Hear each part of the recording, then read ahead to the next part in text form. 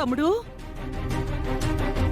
అది మందారాన్ని పోలిన మనిషి కాదు తమ్ముడు, మన మందారమే.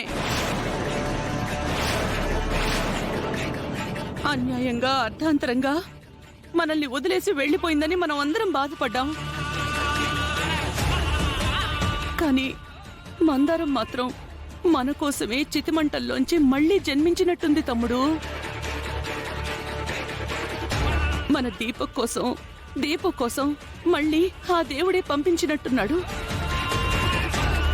అవును మావయ్య, తను నా మందారం మావయ్య. నా కోసం చావుని జయించింది, కానీ మందారం కోసం నేనేం చేయలేకపోయాను. మందారం ప్లేస్లోకి మౌనికని తెచ్చాను. మందారం, నన్ను క్షమించు మందారం,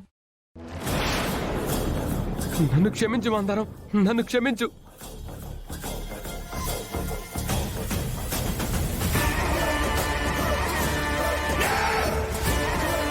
రాజు, మందారాన్ని తీసుకొచ్చి మంచి పని చేశావు. కాకపోతే ఒక్క 2 నిమిషాల ముందు తీసుకురావాల్సింది. కనీసం ఆ అమ్మాయి మెళ్ళో 3 ముళ్ళు పడకుండా ఉండేవి, మనకి ఏ సమస్య లేకుండా ఉండేది.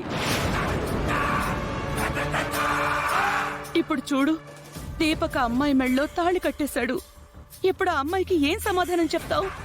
ఏం చెప్తారత్తయ్య? మందారం చనిపోయిందని అనుకుని తప్పు చేశాం, ఈ మందారం తిరిగొచ్చింది కాబట్టి ఈ పెళ్లి చెల్లదు, అయ్యింది జస్ట్ పెళ్లే కాబట్టి, మందారంకి పెళ్ళయి బాబు కూడా ఉన్నాడు కాబట్టి మందారంకి అన్యాయం చెయ్యలేము అని సర్ది చెప్పండి అత్తయ్య. మందారం తిరిగి వచ్చింది కాబట్టి ఈ పెళ్లి చెల్లదు.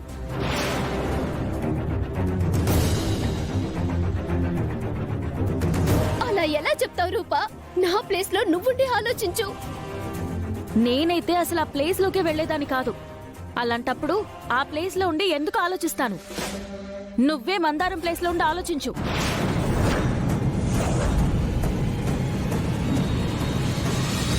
ఏం ఆలోచించాలమ్మా? మా పాటికి మేముంటే సంబంధం కోసం ఫోన్ చేసింది మీరే, సంబంధం కలుపుకుంది మీరే.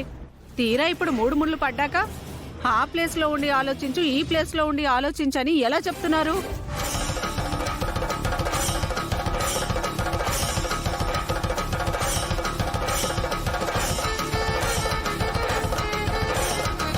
పెద్దయ్య, మందారంకి అన్ని విషయాల్లో మీరు తోడుగా ఉన్నారు.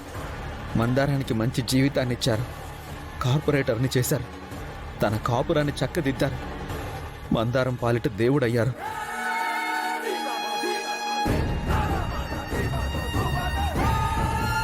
అదే మనసుతో ఆలోచించి మందారానికి